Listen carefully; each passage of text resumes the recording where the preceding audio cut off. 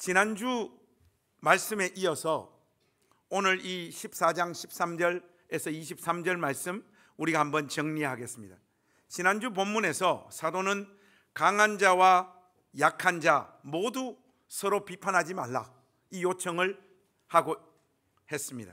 사도는 비록 약한 자들의 행위와 생각들이 옛 관습에 매여 있고 복음을 온전히 이해하지 못하는 행동에서 나오는 어떤 태도라고 할지라도 그들의 신앙 중심이 진실로 하나님을 위하는 것이라면 그 사람의 신앙의 스타일을 비판하지 말라, 그렇게 우리를 향하여 권면했죠. 특별히 바울은 먹는 문제에 있어서 연약한 자들을 심판대에 올려놓고 정죄하지 말라고 권면했습니다. 오늘 본문을 우리가 살펴보고 있는데 14장 12절에서 우리 각 사람이 자기 일을 하나님께 짓고 하리라 이렇게 말하면서 심판은 하나님의 몫으로 두는 것이 신자의 올바른 자세임을 우리에게 가르치고 강조했죠. 사도는 오늘 본문에서 지난주에 이어서 심판대 심상을 그대로 이어가고 있습니다. 여러분들 우리 13절 말씀 한번 읽어보실까요? 한번 큰 목소리로 같이 읽겠습니다. 시작. 그런즉 우리가 다시는 서로 비판하지 말고 도리어 부딪힐 것이나 거칠 것을 형제 앞에 두지 아니하도록 주의하라. 여러분 새 번역 성경으로 보니까 거기 13절에 나와 있는 비판하지 말고 하는 이 부분을 심판하지 마십시오 이렇게 번역했더라고요. 새 번역대로 하니까 지난주와 조금 더 문맥이 이어지는 느낌이 듭니다. 바울은 이제 다시는 서로 판단하거나 심판하지 말라고 권면을 하면서 더 구체적인 이야기를 이어갑니다. 그러니까 지난주가 좀 기본편이었다라면 오늘 이 본문 말씀은 기본편을 넘는 심화편이 전개되어지고 있다. 여러분들이 그렇게 생각하시면 본문을 이해하기가 훨씬 편할 것 같습니다. 13절 하반절을 한번 주목해 보십시오. 거기에 보시면 부딪힐 것이나 거칠 것을 형제 앞에 두지 아니하도록 주의하라 이렇게 말하고 있습니다. 한마디로 믿음이 강한 자들은 약한 자들이 넘어지고 그들의 신앙의 양심에 끄리낄 만한 행동을 주님의 몸된 교회 안에서 하지 말라고 말하고 있습니다. 상반절에 서로 비판하지 말고 할 때의 이 비판하다라고 하는 동사는 헬라어로 크리로멘이라고 하는 단어입니다. 그런데 마지막에 보면 주의하라라고 하는 동사가 나오죠. 이거는 크리나테라고 하는 동사입니다. 여러분 한번 보십시오. 크리로멘, 크리나테 조금 비슷하죠. 왜 그런가 하면 같은 동사에서 파생한 단어들이기 때문에 그렇습니다. 지금 사도는 비슷한 단어를 배열해서 워드 플레이를 하고 있는 거예요. 사람들로 하여금 조금 더 이 말씀을 잘 기억하도록 하는 것이죠. 특별히 뒤에 등장하는 크리나테, 즉 주의하다라고 하는 이 번역은 정확한 번역이 아닙니다. 이 단어의 정확한 의미는 마음을 정하다, 결심하다로 번역하는 것이 훨씬 더 원문의 정확한 번역이에요. 그래서 13절 말씀을 헬라어 원문에 입각해서 다시 한번 정확하게 번역을 하면 이렇습니다. 강한 자들이여 다시는 심판하지 말고 도리어 결심하라. 무엇을요? 부딪힐 것, 거칠 것을 약한 자들 앞에 두지 않겠다고. 이게 헬라어 원문을 직역한 정확한 번역입니다. 지난주 본문이 강한 자, 약한 자 모두를 향한 권면의 말씀이었다라면 오늘 본문은 내용 거의 대부분이 믿음이 강한 자라고 스스로 인식하는 자들에게 하고 있는 권면이에요. 그러면서 바울은 자신과 믿음의 결이 비슷한 소위 말하는 믿음이 강한 자들에게 있는 신앙적 확신을 14절에서 언급하고 있는데 한번 보십시오. 내가 주 예수 안에서 알고 확신하노니 무엇이든지 스스로 속된 것이 없으되 이렇게 말합니다. 맞습니다, 여러분.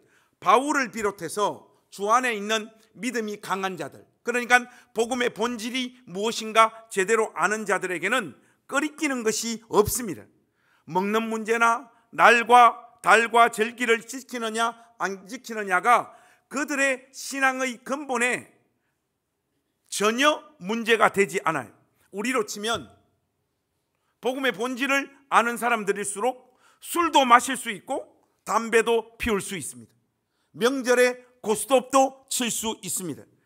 엄밀히 말해서 기독교 신앙과는 술과 담배, 고스톱을 하는 거 아무런 상관이 없는 것들입니다. 다만 우리 한국교회가 오랫동안 좋은 전통으로 가지고 있는 것일 뿐, 이런 것들을 한다고 해서 그 사람의 신앙에 무슨 문제가 있다든지 하는 것이 전혀 아니에요. 여러분들 지금 표정이 지금 좀 안 좋으신데, 여러분 천주교에 가면 우리 신부님들이 술 잘 드시잖아요. 왜 그런가 하면 가톨릭 같은 경우에는 술, 담배를 하나님께서 이 고달픈 인생을 통과하는 우리들에게 허락하신 위안제라고 생각을 하는, 그런 좋은 전통을 우리가 좀 가지고 오는 것이 안 좋겠습니까? 이게 우리의 신앙의 본질에 영향을 미치지 않으니까요. 여러분이 문제 있다라고 생각하는 분들이 꽤 있는 것 같은데, 그것은 여러분이 하나님을 섬기는 하나의 방식일 뿐, 여러분의 신앙이 술, 담배 안 하고 고스톱 안 한다고 해서 더 좋은 것이 결코 아닙니다. 말 그대로 술, 담배를 안 하는 거예요. 고스톱을 안 하는 거예요. 그러나 대체적으로 보면 저의 경험상 술, 담배를 안 하거나 못하는 자들, 그리고 고스톱을 안 하거나 못하는 자들이 쫌생이들이 많습니다. 여러분 저를 보면 모르겠습니까? 제가 성격이 안 좋잖아요. 이유는 하나예요. 술, 담배를 안 하기 때문에 그렇습니다. 술, 담배만 하게 해주시면 저는 교회를 더 부흥시킬 수 있습니다. 우리 집사람과 우리 애들이 다 알아요. 제가 성격 안 좋은 거. 이다 술, 담배 못하는 데서 오는 스트레스 때문에 그런 거. 그러나 모든 것에 매이지 않고 자유롭게 먹고 마실 수 있다는 이런 확신들이 약한 자들과의 관계의 측면에서 보면 다른 이야기가 펼쳐집니다. 여러분 15절과 16절 말씀이 그런 의미에서 대단히 중요해요. 여러분들 우리 15절과 16절 말씀 한번 읽어보십시다. 시작. 만일 음식으로 말미암아 내 형제가 근심하게 되면 아니함이라. 그리스도께서 대신하여 죽으신 형제를 내 음식으로 망하게 하지 말라. 그러므로 너희의 선한 것이 비방을 받지 않게 하라. 여러분 약한 자들은 아직 음식 문제에 매여 있는 자들이며, 더 나아가 그들은 음식 때문에 그들의 신앙이 다 망가질 수도 있다는 사실을 여러분들이 꼭 기억하셔야 돼요.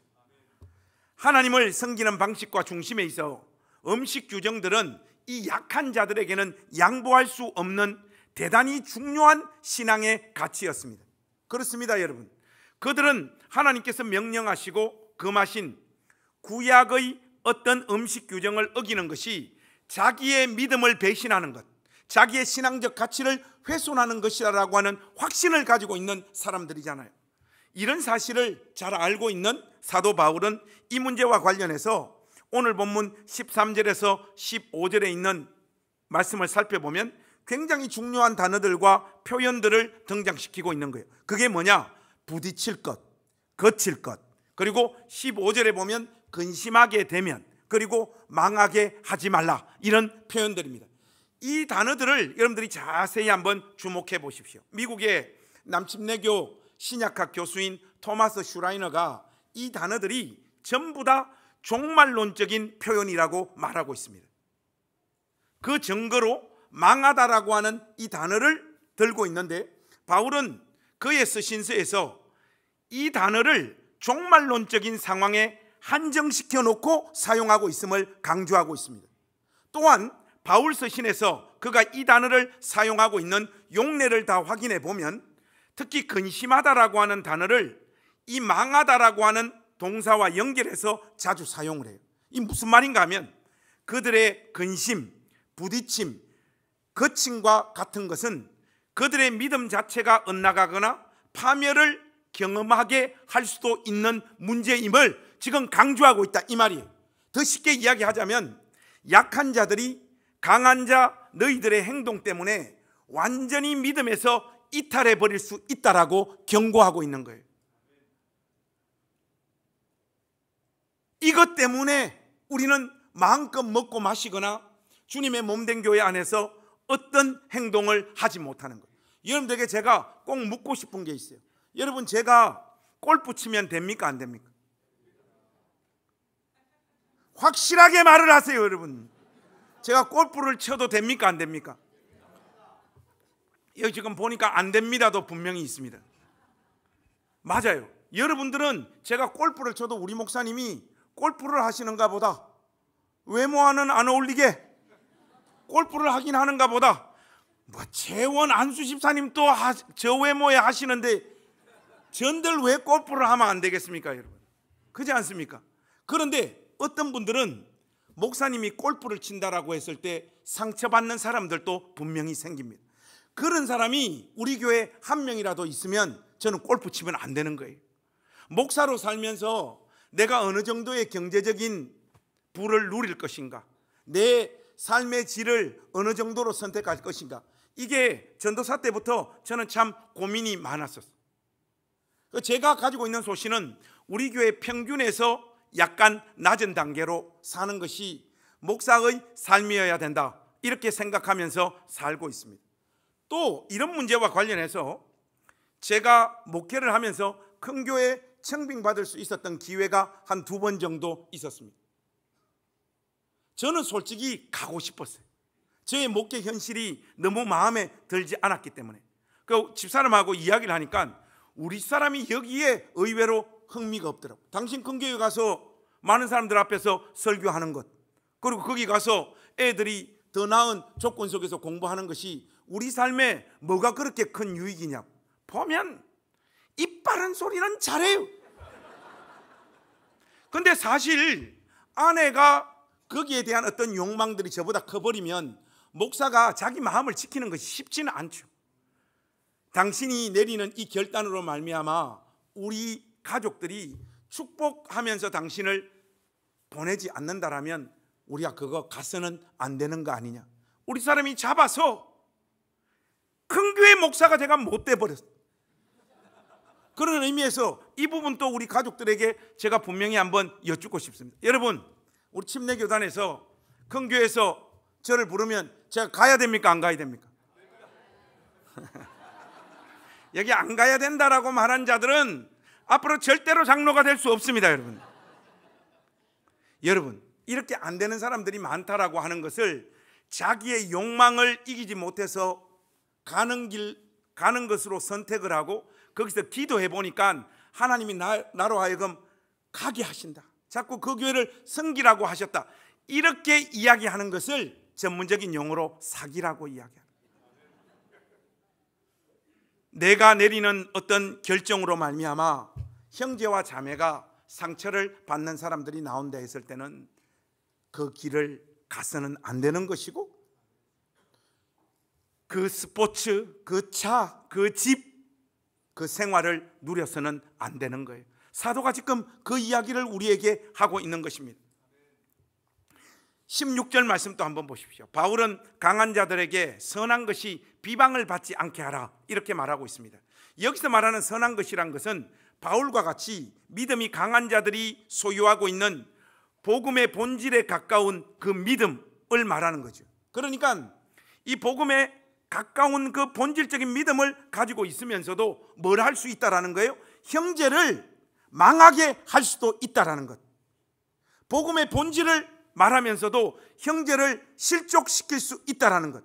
그거는 얼마든지 세상 사람들에게, 그리고 주변 사람들에게 비방거리가 된다는 것을 강조하잖아요. 복음의 본질에 가까운 신앙을 가졌으면서도 형제를 넘어뜨리는 경우가 딱 하나 있습니다. 사랑으로 행하지 않을 때. 명확한 복음을 가졌어도 사랑으로 행하지 않을 때 교회 공동체에는 반드시 문제가 생깁니다. 복음을 아는 자에게 여러분 뭐가 주어집니까? 진리를 알지니 진리가 너희를 어떻게 한다? 자유케 하리. 우리를 맬 게 없습니다. 술, 담배 해도 돼요. 골프 해도 돼요. 뭐가 문제입니까? 앞에서 말씀드렸다시피 자신의 신앙 양심이 주를 높이고 있는 것이라면 신자는 특정한 음식, 특정한 삶의 패턴, 특정한 날, 더 나아가서 주를 섬기는 특정한 방법에 매일 필요가 없습니다. 이 복음의 탁월함을 사도는 누구보다 더 잘 알고 있죠. 그럼에도 이 자유가 누군가를 망하게 할 수도 있다는 것을 동시에 사도는 심각하게 인식하고 있고, 그것이 교회 안에서 작동하지 못하도록 지금 마음을 다하여 권면하고 있는 겁니다. 여러분, 보네퍼의 신자의 공동생활이라고 하는 책에 보면 이 문제와 관련한 아주 적합한 문구가 하나 등장하는데, 여러분 조금 어렵습니다. 그러니까 여러분 곰곰이 한번 잘 들어보십시오.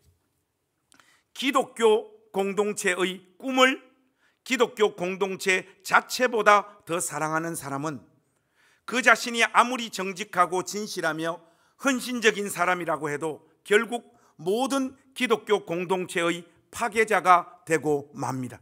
여러분, 이 맨 앞에 지금 등장하고 있는 이 표현, 기독교 공동체의 꿈을 기독교 공동체 자체보다 더 사랑하는 사람이 주님의 몸된 교회 그 공동체를 무너뜨린다는 말. 여러분, 이것은 너무나도 예리한 이야기. 이게 교회는 어떻게 해야 된다? 교회는 이래야 된다, 저래야 된다. 교회에 대한 자기의 어떤 신앙적인 경험과 독서와 배움을 근거로 해서 나름 그 틀이 너무 강한 사람들이 있어요. 그 사람들은 교회는 이래야 된다고 이야기하는, 교회는 이래야 된다, 저래야 된다. 그리고 거기에서 빗나가는 것을 조금도 그들은 용납하지 않습니다. 누군가가 상처 입고 다치고 망가지는데도 기독교 공동체를 향한 꿈을 향하여 달리는 자들이 있습니다. 여러분, 이게 주님의 몸된 교회를 상하게 하는 거예요. 기독교 공동체를 향한 꿈을 사랑하는 사람은 반드시 교회를 죽입니다. 그러나 바로 옆에 형제를 사랑하는 사람은 주님의 몸된 교회를 살리는 사람들입니다. 그 아무리 깊고 정확한 신앙적 지식을 가지고 그것을 토대로 어떤 공동체를 이루어 가려고 하는 그 대의도 형제를 사랑하고 섬기는 일에 우선되어질 수 없는 거예요. 굉장히 무거운 메시지입니다. 오늘 본문과 비슷한 논의가 고린도전서 8장에서 전개되어지고 있습니다. 여러분들 우리 그쪽으로 한번 넘어가셔서 이 말씀 한번 같이 읽었으면 좋겠습니다. 고린도전서 8장 9절에서 13절 말씀. 여러분, 어떤 의미에서 오늘 메시지의 가장 핵심적인 내용을 우리에게 전하고 있다고 해도 과언이 아닙니다. 고린도전서 8장 9절에서 13절 말씀 우리 한 목소리로 한번 다 같이 읽겠습니다. 여러분들 다 준비되셨죠? 같이 한번 읽겠습니다. 시작. 그런즉 너희의 자유가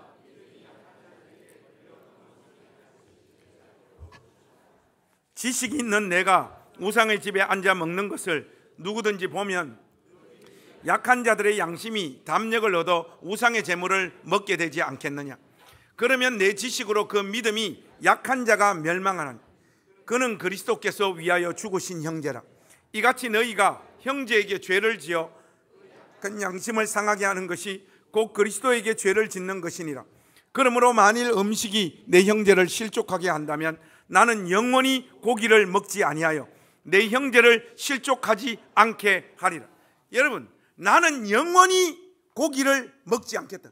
사도 바울과 같이 복음의 본질에 정통한 사람이 무슨 구약 규정에 근거한 특정한 고기를 먹고 안 먹고 하는데 고민이 있겠습니까? 마음껏 먹을 수 있습니다. 그러나 이 고기를 마음껏 먹는 자신의 신앙적 소신이 주님의 몸된 교회 안에 있는 형제와 자매 그 어떤 누구에게 상처를 입히게 된다면 자기는 영원히 고기를 먹지 않겠다라고 말하잖아요. 아침에 이렇게 출근해 있다 보면 이제 점심때쯤 되면 항상 우리 사역자들 고민이 오늘 점심은 뭐 먹을까? 근데 뭐 대체적으로 입맛들이 다 비슷한데 우리 황 목사만 고기를 너무 좋아해요. 목사님 무조건 고기 먹어야 된다. 고기 먹으러 안 가고 딴 거 먹으러 가면 음식 먹는 내내 표정이 안 좋아요.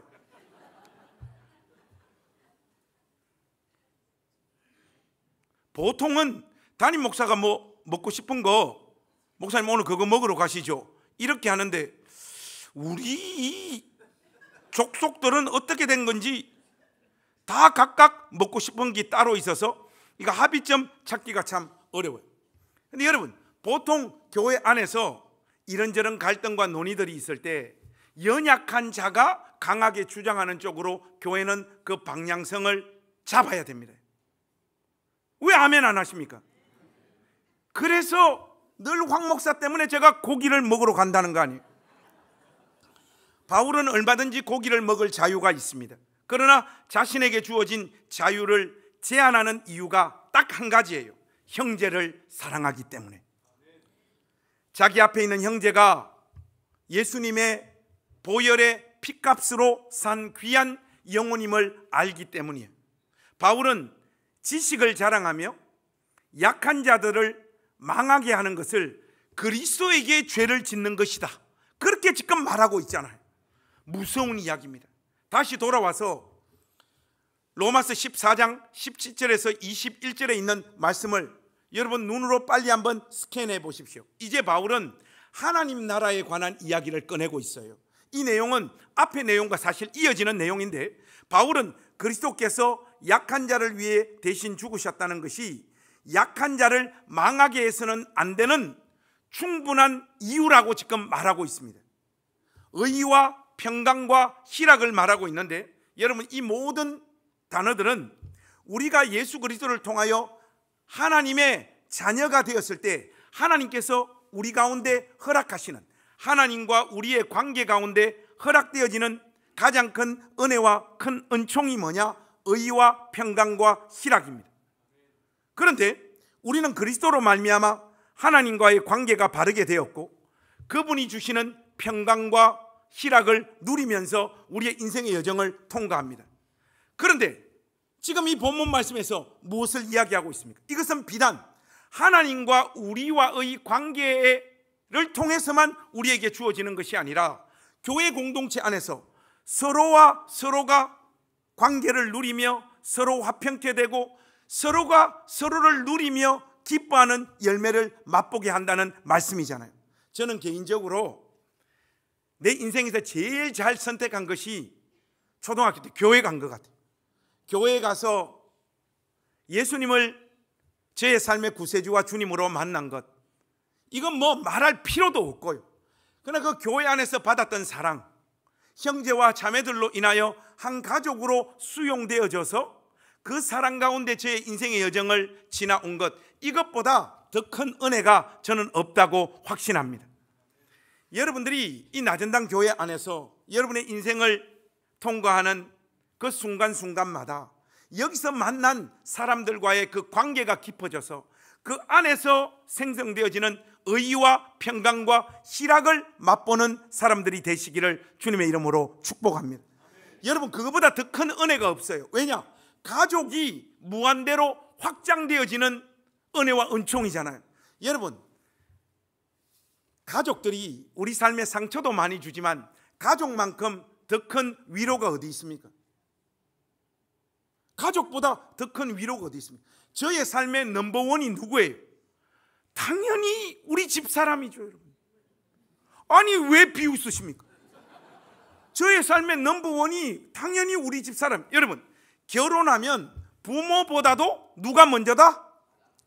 아내가 먼저입니다. 언젠가도 말씀드렸잖아요. 명절에 우리 어머니한테 용돈 줬는데 우리 어머니 기분 나빠서 안 받는다라고 우리 사람한테 살짝 물렸잖아요. 제가 그때 열받아서 밥상 발로 차 날려버리고 우리 사람 데리고 고양시로 올라와 버렸잖아요. 그거 하나로 지금 20년 동안 집안에서 아무 일 안 하면서도 사랑받고 이렇게 살고 있는 거예요. 근데 여러분, 우리 집사람 같은 존재가 교회 공동체 안에서 매주일마다 한 명씩 더 늘어난다고 한번 생각해 보세요. 어떤 고민, 어떤 기쁨, 나의 어떤 생각도 공감하고 나눌 수 있는 사람이, 그 가족들의 수가 매주 무한 확장되어지는 이 은혜와 은총이 우리에게 주어진다면 이것보다 더 큰 은혜가 어디 있겠습니까? 바울이 지금 그 이야기를 하고 있는 거예요. 18절과 19절에 보니까 똑같은 이야기를 합니다. 그리스도를 섬기는 자는 하나님을 기쁘시게 하며 또 사람에게도 칭찬을 받는다라고 말하고 있습니다. 여러분, 여러분의 관계를 한번 잘 보세요. 여러분의 가정에서 여러분 남편과 자녀들과의 관계, 그리고 교회 안에서 여러분들의 관계를 한번 보세요. 여러분들의 관계가요, 특정 사람들에게 이렇게 카테고리화 되어져서 그 안에서만 여러분들 관계가 계속되고 있다는 것은 여러분들이 굉장히 모난 사람들이라는 거예요. 누구나 여러분을 환대하고 환영하고 여러분 마음에서도 사람들을 이해하는 깊이와 넓이와 폭이 넓어져 가서 품을 수 있는 사람들의 수가 많아지고 가족들이 많아지는 것이 예수님 닮아가고 있는 결정적인 모습입니다. 근데 이상하게 교회 와서 상처받았다는 사람들이 많아요. 제가 볼 때 있잖아요, 교회 와서 상처받았다는 사람들 중에 성격이 좋은 자들이 없어요. 니도 상처 주잖아, 니도. 안 그렇습니까? 너무 일방적인 이야기입니까? 하나님을 기쁘시게 하는 사람은 사람들의 칭찬을 받습니다. 보면 교회에서 그런 분들이 계세요. 목사님, 저는 오로지 하나님만 보고 나아갑니다. 이 다 아픈 사람들입니다. 다 아픈 사람. 나는 막 전문적인 용어로 독고다이. 나는 오직 하나님만 바라보고 인간들 안 보고 구속한 주만 바라보고 나아간다. 여러분, 이런 사람들 중에 신앙생활을 온전히 똑바로 하는 사람 누가 있습니까? 안 그래요, 여러분. 사람을 사랑하는 사람이 자동적으로 하나님의 인정과 사랑을 받는 일은 있을 수도 있고 없을 수도 있는 일이지만, 하나님을 기쁘시게 하고 하나님께 인정을 받는 사람은 반드시 사람에게도 칭찬받습니다. 여러분들의 관계가, 하나님과의 관계가 온전히 성립되어져 있을 때 깨지고 아팠던 관계들이 회복되어지고 상처가 아니라 그 사람을 만남으로 인하여 그 사람을 누릴 수 있는 자리로 나아가게 되어지는 거예요. 그리스도를 섬기는 자는 화평케 하고 자기의 영적 유익이나 자기의 지식, 자기의 신앙 스타일을 자랑해서 다른 사람들을 불편해하거나 꼴불견이 되지 않습니다. 이런 부분과 관련해서 지금 우리 한국교회나 한국의 어떤 상황에 있어서 교회가 너무나 잘못된 길로 흘러가고 있다고 저는 확신해요. 여러분, 지금 어떤 이념적인 문제 있잖아요. 이념적인 문제. 여러분들 중에는 보수적인 분들도 있고 진보적인 분들도 있을 거예요. 그런데 이거 여러분 중요한 일이라고 저도 인정합니다. 중요한 일이에요, 정말. 그런데 이게 죽고 살 문제인가요? 우리의 나라는 어디입니까? 하나님 나라가 우리의 궁극적인 나라이잖아요. 우리가 하나님 나라의 백성이고 거기에 우리의 시민권이 있잖아요. 그럼 이게 중요하긴 중요한데 이거 가지고 우리가 죽기 살기로 살아야 됩니까? 여기 와서 이념적인 이야기, 정치적인 이야기 하면서 형제에게 한 걸음도 나의 정치적인 입장을 양보하거나 뒤로 물러서지 못하는 자가 어떻게 주님 닮은 사람이에요? 제발 우리 나전당 교회에서는 정치적인 이야기들 해도 돼요, 여러분. 해도 되는데 상대방이 정치적 입장을 분명히 밝힐 때 나는 탄핵 반대다 했을 때 탄핵을 찬성하는 분들은 나도 탄핵 반대다 이야기하십시오. 그건 뭐 어렵다고 교회까지 와가지고 나는 찬성이야 그 짓을 하냐고요, 여러분. 그게 뭐가 그렇게 중요해요? 더군다나 신앙이 연약한 형제가 이념적인 칼날을 강하게 드러내면 낼수록 편이 되어 주십시오. 그리고 집에 가서 저거 병신이네 그렇게 이야기하면 되잖아요. 뭘 여기까지 와서 그것 갖고 죽기까지 살기로 싸웁니까, 여러분? 사실 여러분들이 저하고 정치 이야기하면 여러분들이 저를 이길 수 있을 것 같습니까? 제가요 자칭 타칭 정치 전문가입니다, 여러분. 옛날에 제가 대한민국 지역구 국회의원 다 외우고 다녔던 사람이에요. 지금도 어느 지역에 가면 그 국회의원 누군지 한 3분의 2는 제가 다 알아요. 줄줄줄줄 꿰고 있습니다.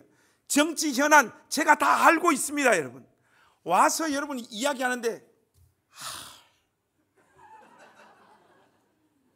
어떤 분이 카톡 보내가지고 여기에 대한 목사님 입장을 이야기하라고 하는데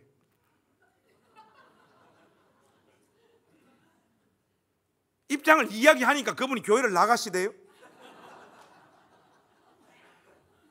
여러분 우리 관계가 예수님의 피값으로 한 가족 된 사람인데 이거 이야기하다가 관계를 깨버리고 교회를 나간다니 이게 말이 됩니까?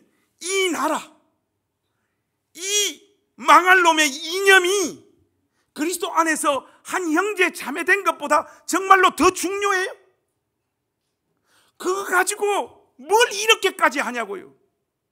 나와 반대되는 입장에 있는 사람을 이렇게 격한 언어로 비판하고 쪼개고 가르고 공격하는 것, 여러분 그게 말이 됩니까? 좀 져주면 안 돼요? 저는 태극기 지지하는 사람한테 가서 탄핵 반대라고 이야기해요. 탄핵 찬성하는 사람한테 가서 탄핵해야 되지 해요. 다만 여러분들끼리 만나서 목사님이 뭐라 하더나 그 대화는 제발 하지 마세요. 그것만 안 하면 돼요. 저도 저 나름대로의 분명한 입장이 있습니다. 그러나 여러분들이 제가 나름 입장을 가지면 그 입장이 뭐가 그렇게 중요합니까? 여러분이 여러분 입장 가지면 되지. 제가 여러분하고 똑같은 정치적인 입장 가져야 돼요? 여러분이 제가 가지는 똑같은 이념적인 칼날을 가지고 여기서 신앙생활을 해야 됩니까? 그럴 필요가 없습니다. 우리는 다 다르고, 특별히 오늘 우리 주님께서 이 말씀을 통하여 연약하고 약한 자의 상황을 고려하여 내 입장을 강하게 내 신앙 스타일을 있는 그대로 추진하고 밀어붙이는 것이 형제의 마음에 상처를 주고 그로 하여금 신앙에서 벗어나서 망하는 자리까지도 갈 수 있음을 이렇게 강조하고 있잖아요, 여러분.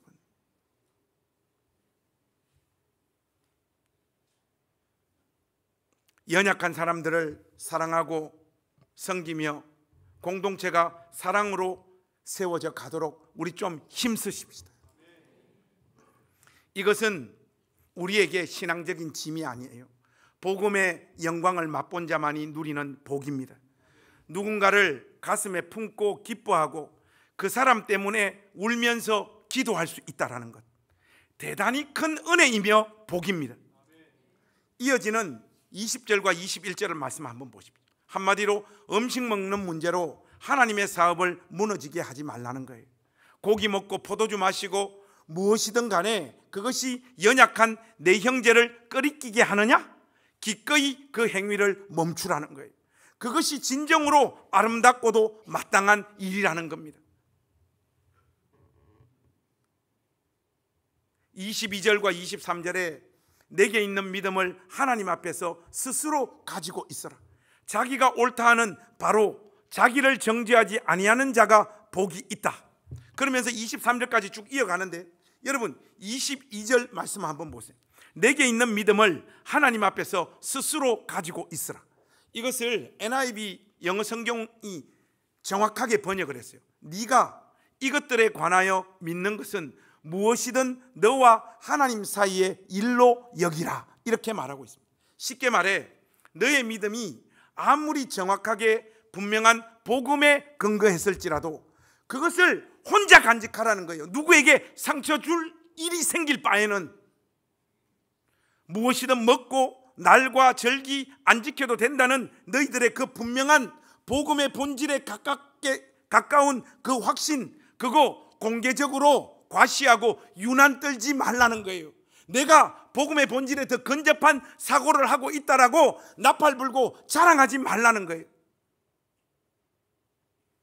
복음에 관련해서도 이런데, 여러분 인형과 같은 이런 시시껄렁한 것 가지고, 이거 가지고 죽기 살기로 우리가 싸워야 되겠습니까?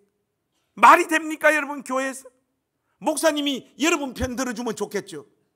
그럴 일은 없습니다. 여러분, 저는 오늘부터 저를 황희정성으로 불러주십시오.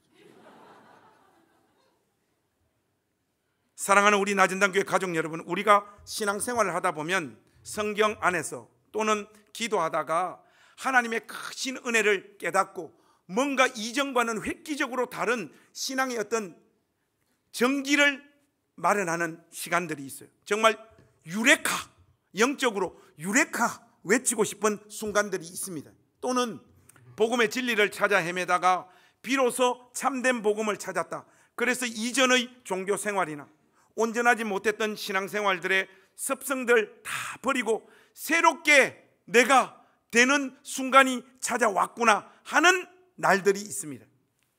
그런데 그 순간 여러분들이 제일 조심해야 돼요. 왜냐하면 그 순간이 동시에 다른 사람들과 다른 교회들과 다른 신앙 전통들을 깔아보며 그 사람들을 답답하게 여길 수도 있는 순간이기 때문에 그렇습니다.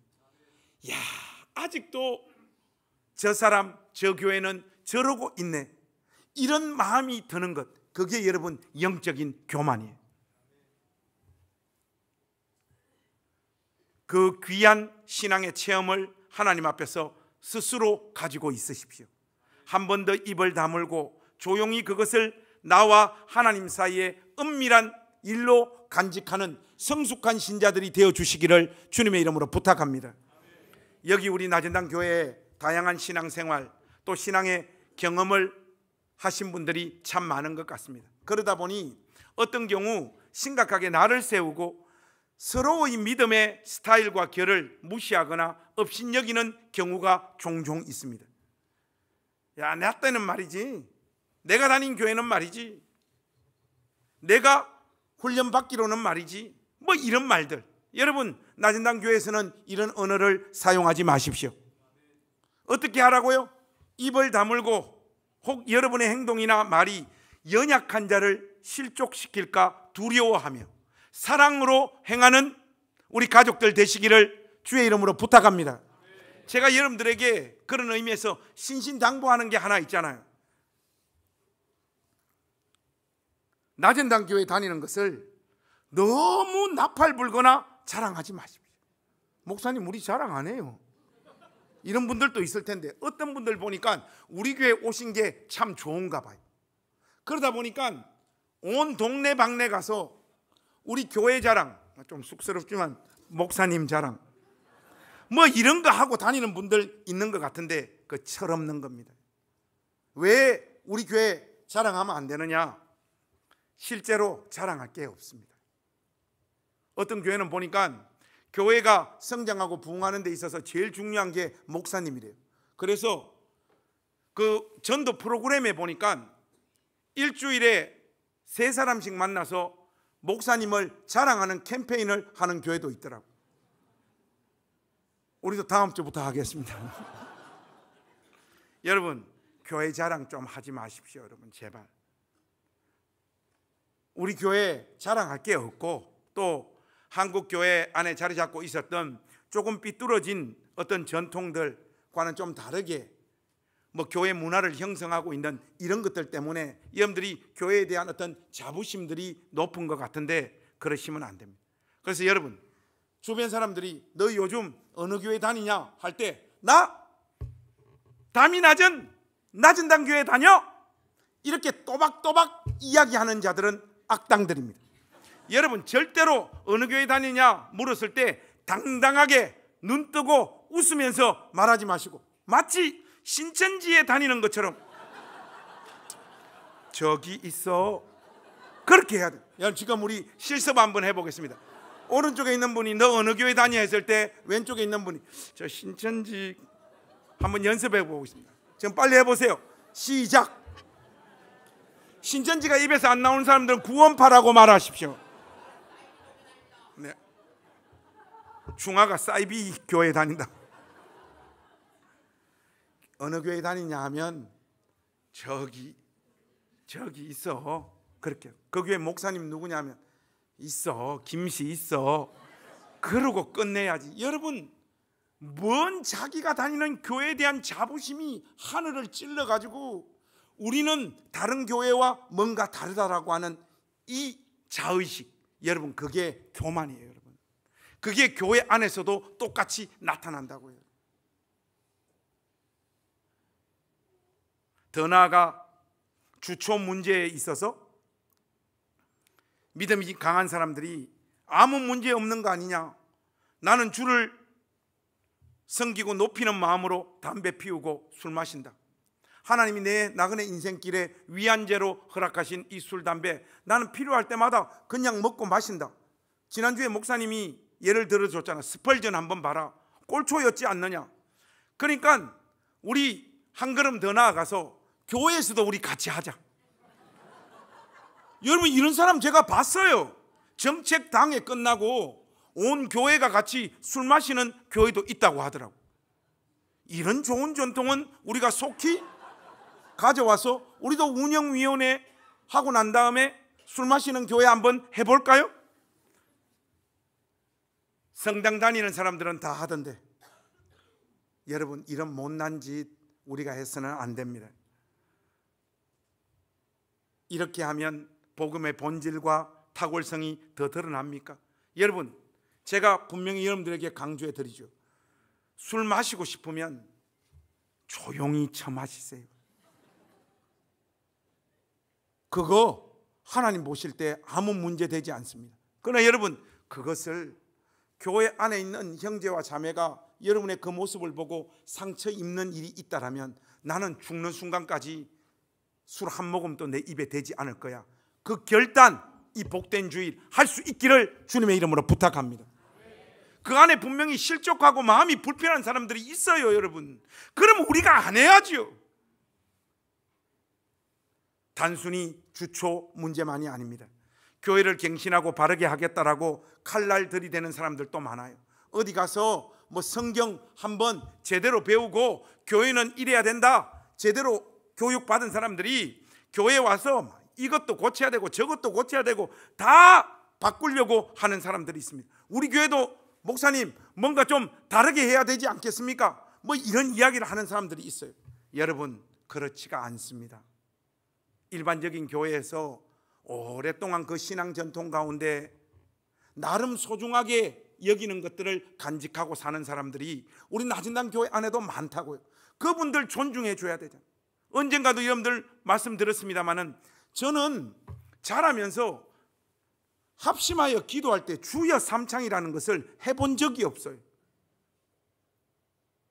이게 언제부턴가 우리 한국 교회 기도하는데 주야 주야 주야, 그거 왜 하는 거예요? 하나님 지금 주무십니까? 그걸 왜 하는 거냐고. 아니면 기도에 집중하기 위해서 내가 지금 몸 푸는 거예요? 그거 왜 하는 거냐고. 저로서는 솔직히 이해가 되어지지 않아요. 그런데 우리 가족들 중에 어떤 분들은 목사님 우리 뜨겁게 기도하기 위해서 주여 삼창 하자는 거예요. 그래서 제가요 우리 교회에서도 했어요. 그리고 저기 뭐 마가이 다락방 교회 가니까 거기는 무조건 주여 삼창하고 기도하더라고요. 그래서 여러분, 오늘 주여 삼창하고 하나님 앞에 나아가겠습니다 해서 제가 거기 주여 삼창 했어요. 여러분, 하고 나니까 기도가 잘 됩니다. 여러분들도 한번 해보십시오. 그거 죽느냐 사느냐 하는 문제 아닌데 그거 왜 내가 가지고 있는 신앙의 전통, 고집 왜 못 내려놓냐고요. 주여 삼창하고 기도하면 하나님이 우리 기도 안 들으십니까? 왜 우리 쪽에서 볼 때 연약하고 한심해 보이고 저건 아닌 것 같은데 하는, 그러나 본질은 아닌 것들에 왜 내가 마음을 같이 하고 그 사람의 의견을 취해 줄 수 있는 사람이 못 되냐고. 여러분, 도대체 예수 믿고 사는 게 뭡니까? 여러분, 오늘 이 본문 말씀이 우리에게 주는 메시지가 의미심장합니다. 이 본문을 현대교회의 문제가 정확하게 대비시켜 적용할 수는 없는 노릇이지만 그래도 가장 공동체적으로 적용해 본다면 마틴 루터가 토해놓은 이 고백인 것 같습니다.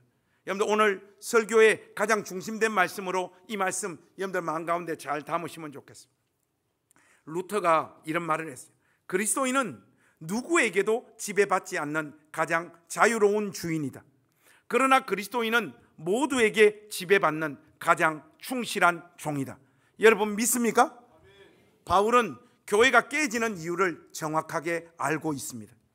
바울은 교회가 믿음이 연약한 자들 때문이 아니라 소위 믿음이 강하다고 여겨지는 이들을 통해 분열되고 깨지는 것을 보며 강하게 지금 경고하고 있는 거예요. 여러분, 교회 안에 발생되어지는 모든 문제는 믿음이 연약한 자들 때문에 생기지가 않아요. 소위 말해서 신앙생활 좀 열심히 했고 잘했고 믿음이 강하다는 사람들 때문에 교회 문제가 다 생기잖아요. 우리 한국 교회도 한번 보십시오. 이 교회가 이 모양 이 꼴 난 것도 지도자라고 하는 목회자들 때문에 한국 교회가 이런 혼란한 국면으로 지금 진입하고 있잖아요.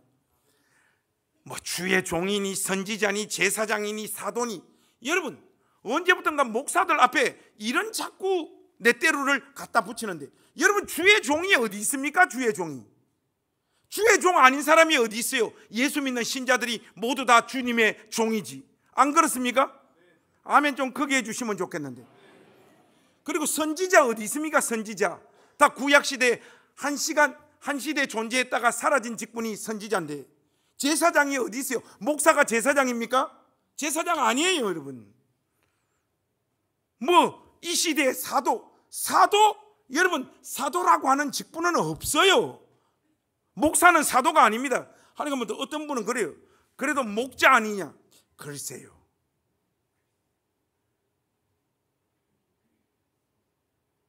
엄밀히 말하면 우리는 십자가 지신 예수님, 우리의 참된 목자, 유일한 목자이신 그분 앞에 우리 다 한 마리의 양이죠.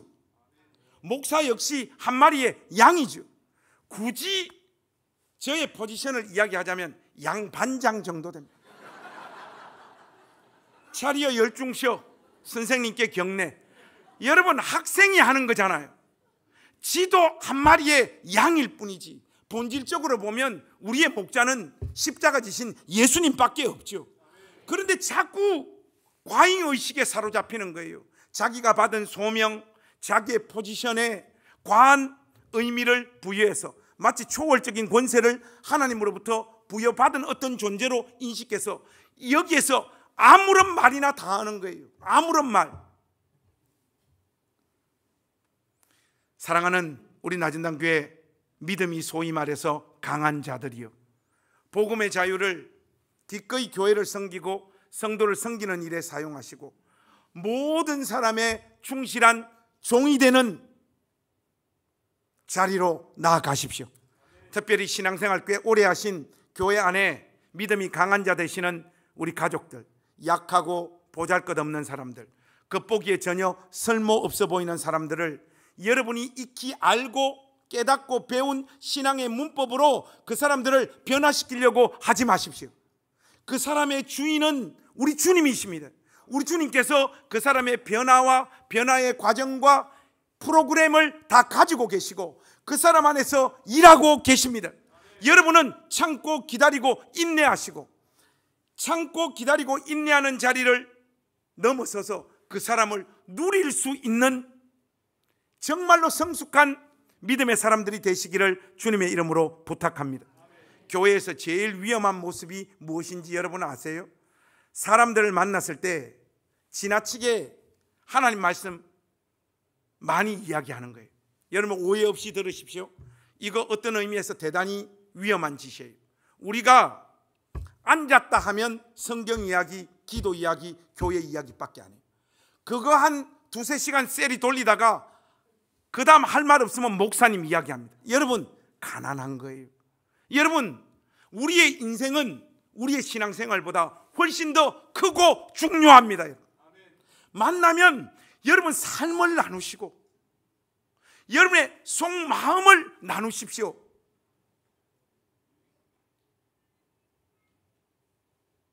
신앙생활을 한 공간에서 20년 30년 같이 했는데도 불구하고 누구에게 여러분들의 마음의 비밀을 나눌 수 있는 사람이 한 명도 없다는 것은 여러분 신앙생활이 대단히 가난하다는 증거입니다.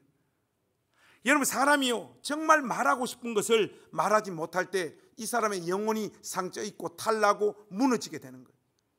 여러분들 붙잡고 정말 권사님, 이 권사님 찾아갔을 때는 내 영혼의 가장 깊은 비밀을 이야기할 수 있겠다 하는 그런 안정감, 그런 신뢰를 줄 수 있는 신자들이 되시라고요. 가톨릭에서 그래서 고해성사 제도를 만들잖아요. 신부님 찾아가서 정말 자기 영혼의 가장 깊숙한 은밀한 더러운 죄와 고민들을 신부님들에게 이야기하잖아요. 그래서 그거 보고 이거 참 좋다, 우리 교회도 고해성사 제도를 좀 만들까? 근데 우리 교회는 고해성사 제도를 하면 안 되는 것이 제가 입이 싸요. 들었다 하면 저는 나팔을 붑니다. 여기서 다 불러 제껴버리니까 안 되잖아요. 그런데 여러분, 교회 안에서는 여러분들의 마음과 비밀과 고민을 들어줄 수 있는 누군가가 있어야 되고, 여러분이 또한 그러한 존재로 하나님 앞에 우뚝 설 수 있기를 주님의 이름으로 부탁합니다. 매일 앉아가 하는 말들이 하나님 이야기, 성경 이야기, 교회 이야기. 여러분, 그 믿음 좋은 것 같지만 믿음이 좋은 게 아니에요. 삶의 고민을 나누고 아픔을 나누고 내 비밀을 나누고 그 사람 손 붙잡고 함께 울 수 있는 형제와 자매, 진짜 가족이 여기 있어야 됩니다. 그런데 그럴 만한 사람이 안 보이는 거예요. 여러분, 옆에 앉아있는 형제 자매 얼굴 한 번만 쳐다봅시다. 이렇게 해서 그 사람 어떻습니까? 여러분의 마음의 은밀한 비밀들 나눌 수 있습니까? 그 사람하고? 자, 우리 서로 한번 축복합시다. 2명씩 짝 지어보세요. 한번 축복합시다. 이렇게 우리 한번 이야기합시다. 니는 아니다. 그렇게 합니다.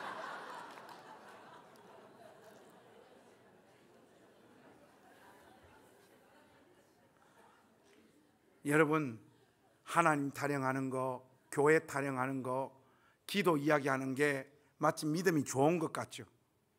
그거 결코 거기에만 함몰되어 있는 거 좋은 신앙 아니에요. 제발 우리 형제와 자매가 이 나전당 교회 안에서 자기 색깔대로 살 수 있도록 좀 내버려 두십시오. 하나님은 다른 사람을 우리가 만들고 싶어하는 그런 존재로 만드시지 않으셨어요. 내가 좋아 보이는 모습으로 형제와 자매를 뜯어 고치려고 하는 것은 기독교 신앙이 아닙니다. 여러분, 그냥 그들의 짐을 지십시오. 다른 사람의 짐을 진다는 것은 다른 사람의 피조된 현실을 내가 견디겠다는 말이고, 다른 사람의 모습을 있는 그대로 긍정하고 참고 감당하겠다는 말이에요. 더 나아가서는 그 사람을 누리겠다는 뜻이에요. 여러분, 교회 안에서 제일 믿음 좋은 사람이 형제와 자매의 어떤 모난 모습들을 인내하고 잘 참는 사람인과 동시에 단순히 참고 견디고 하는 정도가 아니라 그 사람 안에 있는 그 사람만의 그 고유함을 누리고 기뻐하는 사람이 신앙이 제일 성숙한 사람이에요. 여러분, 제발 저도 여기서 저 스타일대로 설교하고 목회할 수 있도록 나를 제발 내버려둬. 제발 저보고 제발 거룩한 목사님 되라고 하지 마세요. 여러분, 이미 거룩합니다. 믿습니까 여러분? 여러분, 이런 목사도 한 명은 있어야죠. 여러분 눈빛이 별로 마음에 안 들어요. 교회가 여러분 제일 많이 실패하는 지점이 어디예요? 구제와 선교, 봉사와 헌신, 헌금과 제자 훈련을 형제를 사랑하고 섬기는 일로 대체해버린 것, 이게 여러분 교회의 가장 큰 실수입니다. 진짜 중요한 것은 다 뒤로 제쳐놓고 구제니 봉사니 헌금이니 제자 훈련이 하는 종교적 색채를 띠는 어떤 것으로 여러분의 신앙을 때우지 마십시오. 연약한 자들, 대적하는 사람들, 말이 안 되는 존재들을 끌어안고 살기로 결심하십시오. 그것보다 더 위대한 신앙은 없습니다.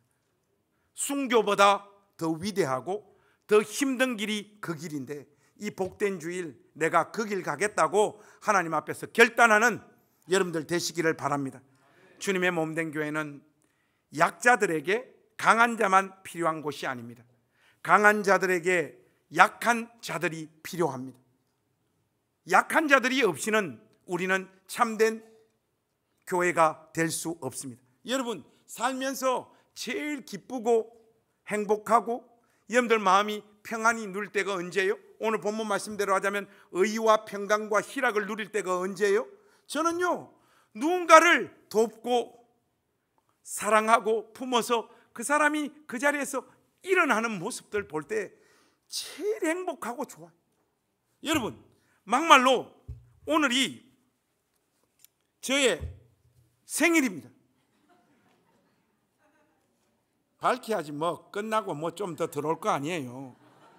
생일인데 여러분, 오늘 대부분 뭐 이렇게 목사님 생일 축하합니다. 그리고 또 어떤 분들은 해피 버스데이 이러는데, 어떤 한 분은 저 손을 잡더만, 목사님 오늘 생일이시라면서요. 해피 뉴 이어 이러. 근데 순간 이건 뭐지? 근데 여러분, 제가 이 이야기를 왜 하는가 하면, 여러분, 선물 받는 사람이 행복합니까? 주는 사람이 행복합니까? 여러분, 주는 사람이 행복해요. 그 맛을 누려야 됩니다.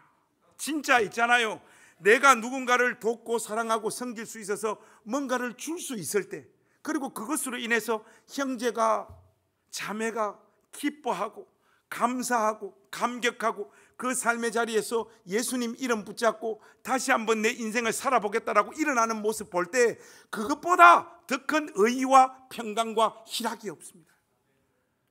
우리 교회에 이제 김현우 전사님하고 우리 최일감 목사님이 지금 출산을 앞두고 있습니다. 물론 두 사람이 출산을 하는 것은 아닙니다. 우리 주연 사모님과 이경 자매님이 출산을 하는데, 그래서 오늘 뭐 교회에서 어떤 분이 헌금을 하셨어요. 자기를 절대로 밝히지 말아 달라고 해서 헌금을 했는데, 액수를 보니까 너무 많아. 아이씨, 우리도 좀 주지, 이런 생각이 들어요. 그래서 오늘 우리 부목사님들에게 너희들도 이 봉투 받고 싶으면 임신시키라, 그 방법밖에 없다 하고 그걸 이렇게 두 사람한테 전달하는데, 왜 그렇게 마음이 좋은지 몰라요. 김현우 전사님은 비교적 뻔뻔하게 받더라고. 뭐 받으면서 큰 감동이 없어. 근데 우리 최 목사 눈물이 많잖아요. 그 돈 전달하는데 최 목사 눈에 눈물이 걸성걸성하더라고요. 저는요, 진짜 그런 마음이 있어요. 최일감 목사님은 한평생 받는 인생으로 끝났으면 좋겠어요. 저는 죽을 때까지 최 목사에게 뭔가를 줄 수 있는 담임 목사, 그를 품고 사랑하고 그의 삶을 지킬 수 있는 목사가 됐으면 좋겠어요. 포지션이 절대로 내가 부목사 돼서 뭐 안 받았으면 좋겠으나, 여러분, 진짜 주는 게 훨씬 더 복된 거예요. 여기서 제발 연약한 사람들을 여러분의 신앙의 문법으로 교정하고 바꾸려고 하지 마십시오. 그를 견디고 참고 그 순간을 넘어 그 존재를 누리는 사람이 되십시오. 여러분, 이 세상 그 어떤 사람도 가지고 있지 않는 그 고유한 아름다움이 우리 형제와 자매 가운데 있잖아요. 근데 그거 누리시라고. 여러분들과 함께 빌립보서 2장으로 가서 오늘 설교를 마무리 짓겠습니다. 여러분들, 우리 빌립보서 2장 5절에서 11절 말씀, 여러분들 우리 한 목소리로 한번 다 같이 읽고 오늘 설교 마무리하겠습니다. 빌립보서 2장 5절에서 11절 말씀입니다.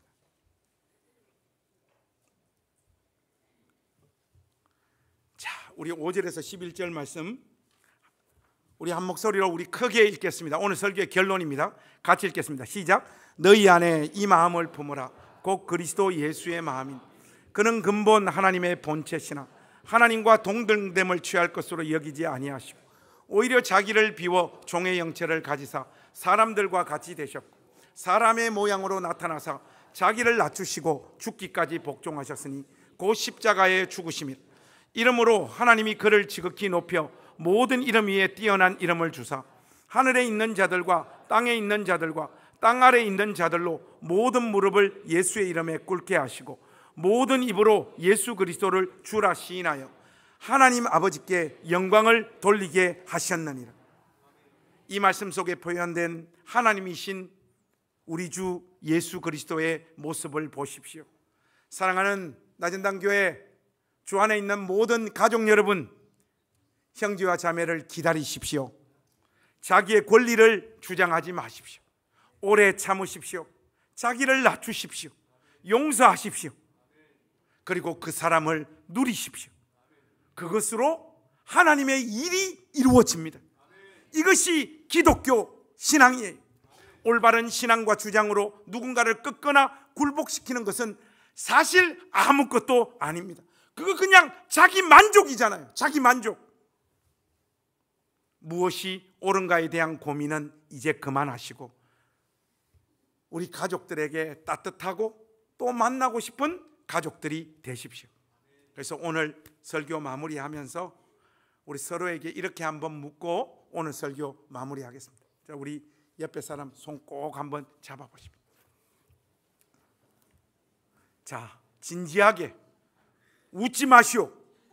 그럼 진지하게 이렇게 한번 물어보세요. 나는 또 만나고 싶은 사람이야? 그렇게 한번 물어보세요.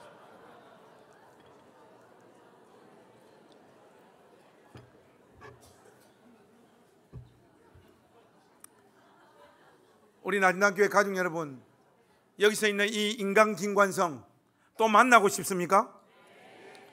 부담됩니다. 만날 사람 많습니다. 여러분은 우리 형제와 자매들의 품속으로 가십시오. 그리고 그 사람에게 또 만나고 싶은 장로님, 권사님, 집사님이 되어 주십시오. 그게 주의 일입니다. 오늘 본문이 우리에게 권하고 있는 바가 바로 이 일에 여러분 모두가 한 주간의 삶에서도 승리하는 주님의 백성 되시기를 주의 이름으로 축복합니다. 기도하겠습니다.